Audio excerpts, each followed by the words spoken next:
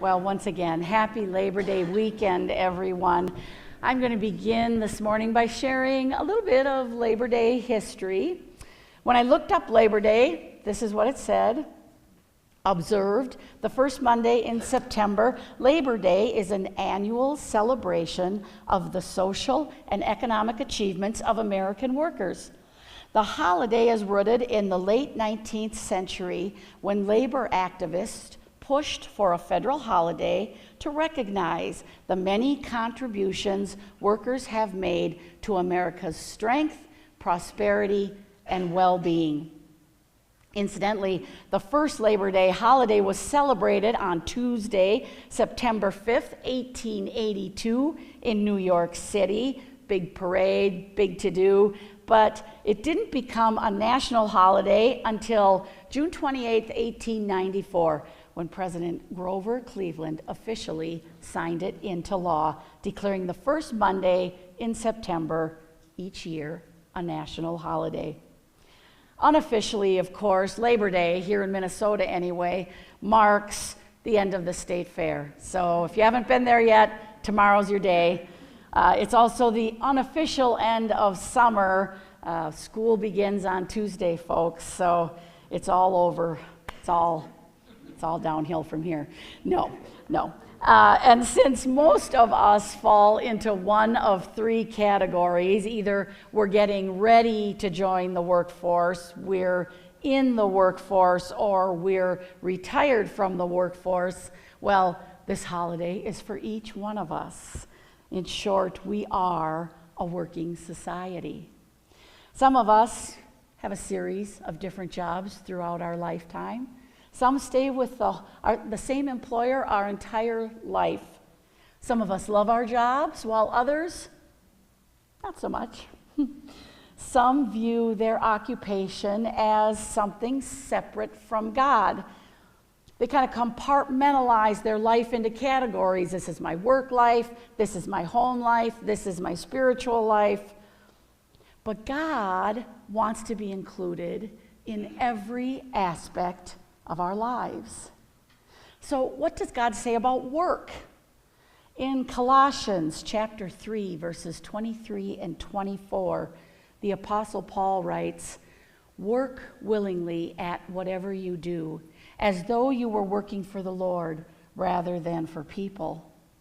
Remember that the Lord will give you an inheritance as a reward, and that the master you are serving is Christ." Well, that right there is a challenge, isn't it? For most of us, working is a reality of life. Money is necessary. We need to pay the bills, buy food, clothing, other things, the list goes on. Our job, however, should not be the most important thing in our life. My niece's husband worked for one of the big home improvement retailers here in the state. They touted themselves as being a family company, but that was really not the reality. Many of their policies actually felt anti-family. They wanted their employees, especially their managers, to treat their jobs as the most important part of their lives.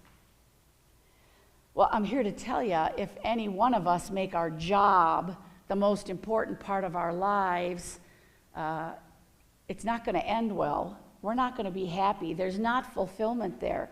As Christians, our number one priority needs to be God. And second to God is family. As important as our work may be, it is never as important as our relationship with God. And if our priorities are out of whack, if we find ourselves trying to keep up with the Joneses, working ourselves ragged to gain some sort of status or perceived success, then we need to take a good hard look at our lives.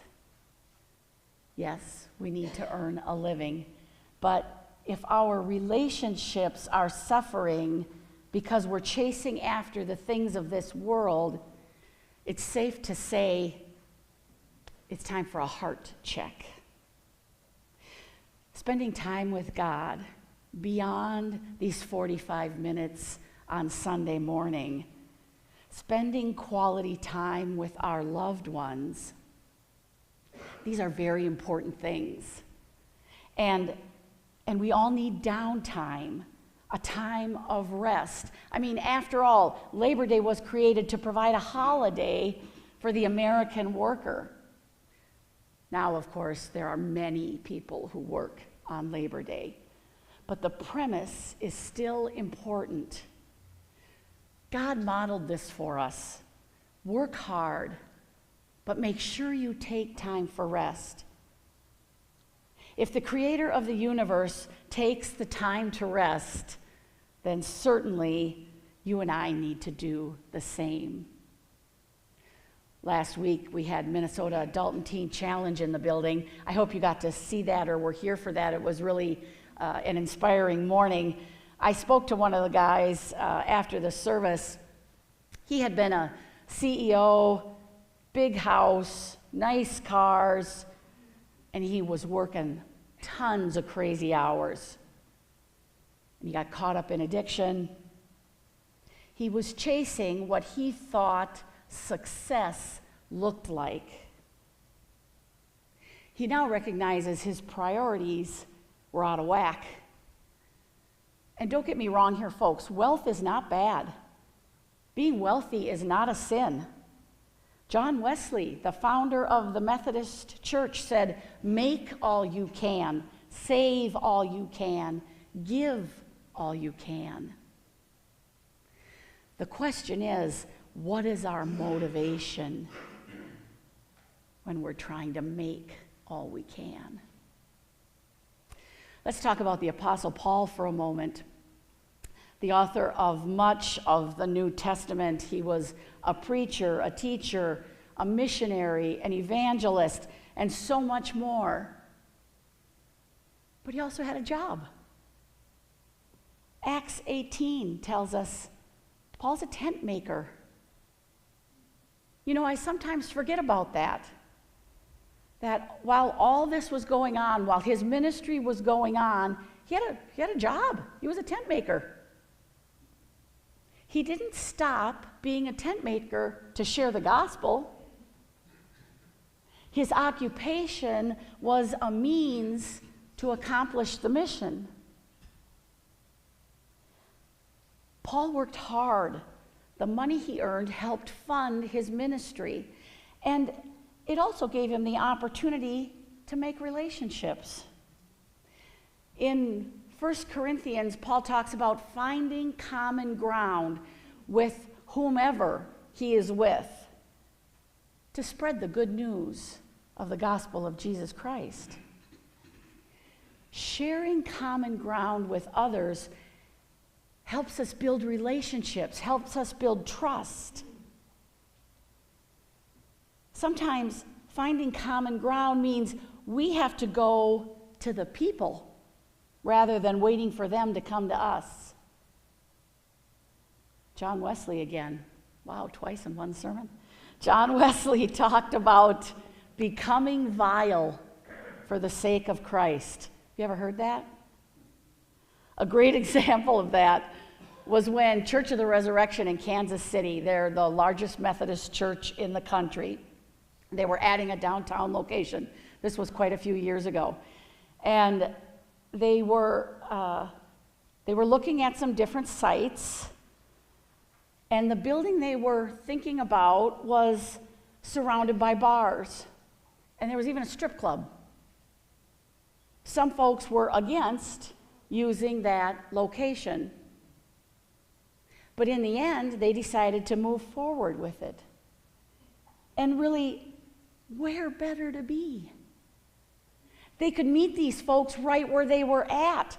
They suddenly had access to people that they didn't before.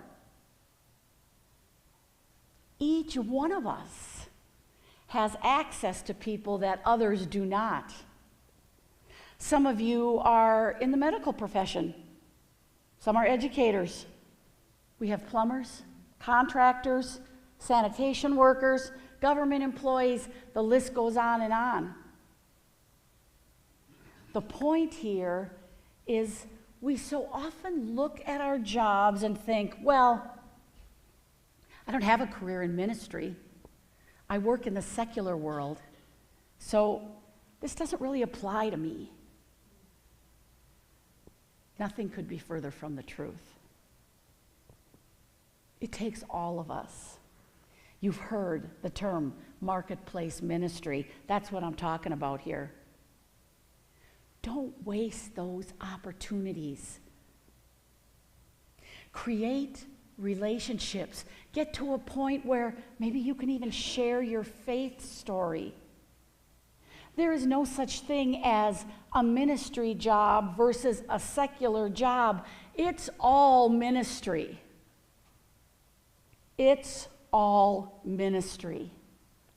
The Great Commission, that's for each one of us. We all have a calling on our life. And I know you hear that from me a lot, but I think it's really important, and it's so easy to forget.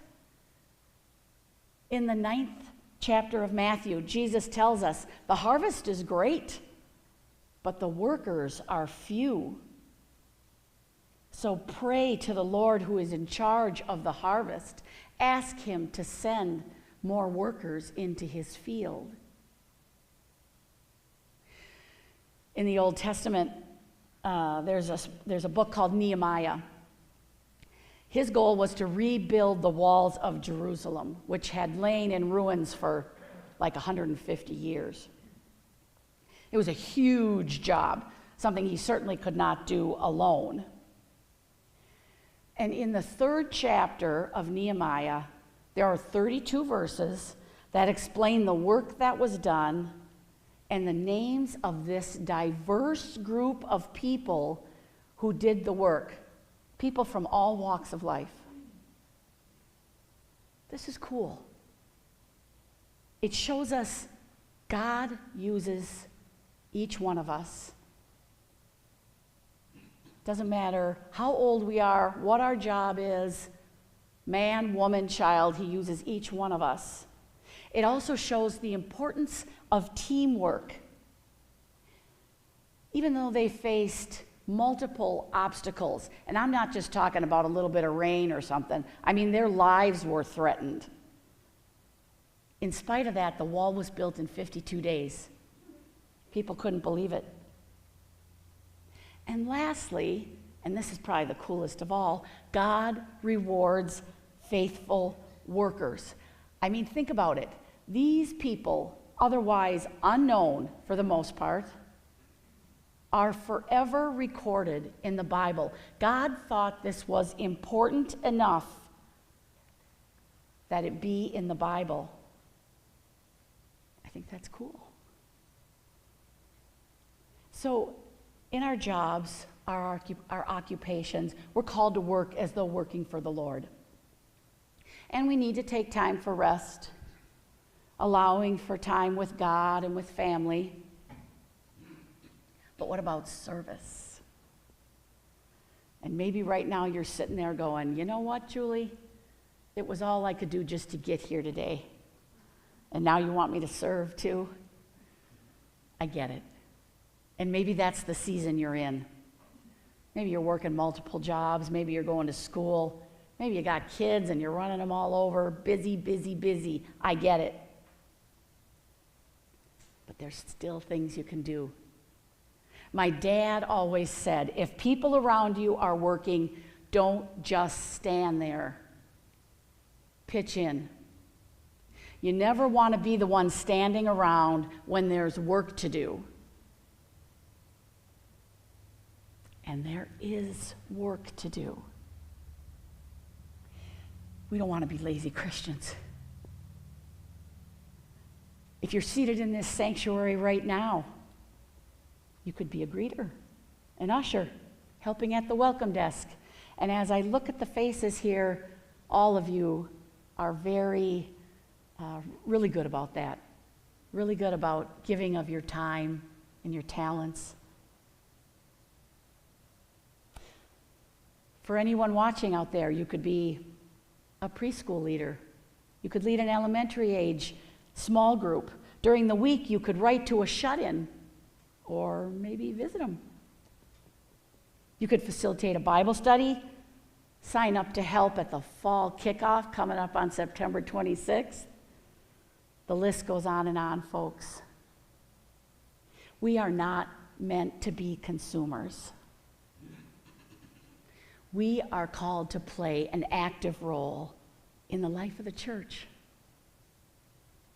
And I'm not saying this to guilt any one of us. That's not what this is about. I just don't want anybody to miss out. Hebrews 6:10 says, "For God is not unjust. He will not forget how hard you have worked for him and how you have shown your love to him by caring for other believers, as you still do." I want that verse to be about all of us. My challenge for each one of us today is to look at how we're spending our time. Look at our priorities. In our jobs, are we working as if for the Lord? Allowing God to work through us as we interact with those around us. Are we serving the body of Christ, not merely spectators or consumers? My prayer is that we all hear God's call and respond. Here I am, Lord. And in all we do, work as though working for the Lord.